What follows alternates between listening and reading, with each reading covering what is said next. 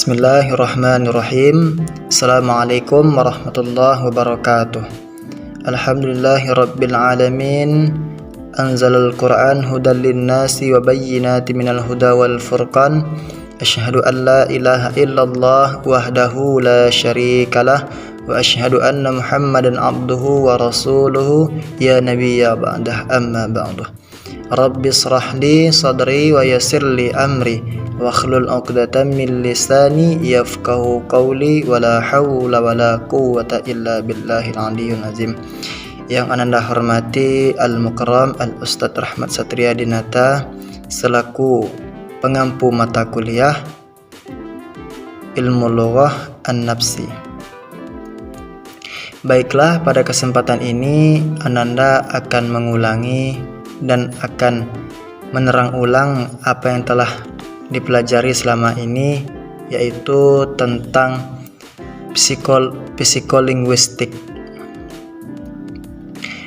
Psikolinguistik, pengertian, tujuan, fungsinya. Yang pertama yaitu kita masuk kepada psikolinguistik. Psikolinguistik merupakan gabungan dari dua kata atau gabungan dari dua hal, yaitu psikologi dan linguistik. Itu bisa kita samakan dengan mubtada wa khobar. Psikologi dan linguistik yang merupakan dua bidang ilmu yang berbeda, yang masing-masing berdiri sendiri. Masing-masing ilmu tersebut berdiri dengan sendiri, bukan mereka satu ilmu, akan tetapi berbeda ilmu berdiri dengan sendiri dengan prosedur dan metode yang berlainan, namun keduanya sama-sama meneliti bahasa sebagai objek formalnya.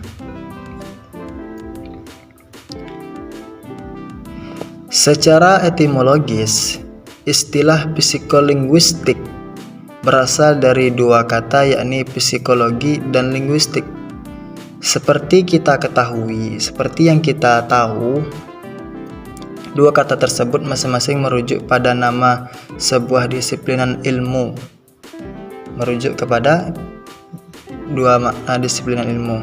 Secara umum atau secara luasnya, psikologi dapat kita artikan atau dapat kita definisikan sebagai ilmu yang mempelajari manusia dengan cara mengkaji hakikat stimulus dan dengan cara mengkaji hakikat proses pikiran sebelum stimulus atau respon itu terjadi. Psikolinguistik merupakan ilmu yang mempelajari proses mental atau melalui manusia pada saat mereka berbahasa. Secara rinci, psikolinguistik mengkaji empat utama, yaitu komperensi, yaitu proses-proses mental yang dilalui manusia. Mereka dapat menangkap apa yang dikatakan orang dan dapat memahami maksud tersebut. Yang kedua, produksi, yakni proses mental pada diri kita yang membuat kita dapat berujal seperti yang kita ujarkan, seperti yang kita omongin, seperti yang kita ucapkan. Yang kedua, landasan biologis, yaitu membuat manusia bisa berbahasa. Yang keempat, pemerolehan bahasa, yakni bagaimana kita atau bagaimana seorang anak memperoleh bahasanya sendiri. Nah, kita masuk ke tujuan dan fungsi linguistik. Secara teoritis, tujuan utama psikolinguistik adalah mencari satu teori bahasa yang tepat dan unggul dari segi linguistik, dan psikologi yang mampu menerapkan hakikat bahasa dan pemerolehannya. Di samping itu ada beberapa subdisiplin linguistik. Yang pertama, psikolinguistik teoritis, yakni merupakan subdisiplin psikolinguistik yang diorientasi untuk membahas hal-hal yang berkaitan dengan teori bahasa.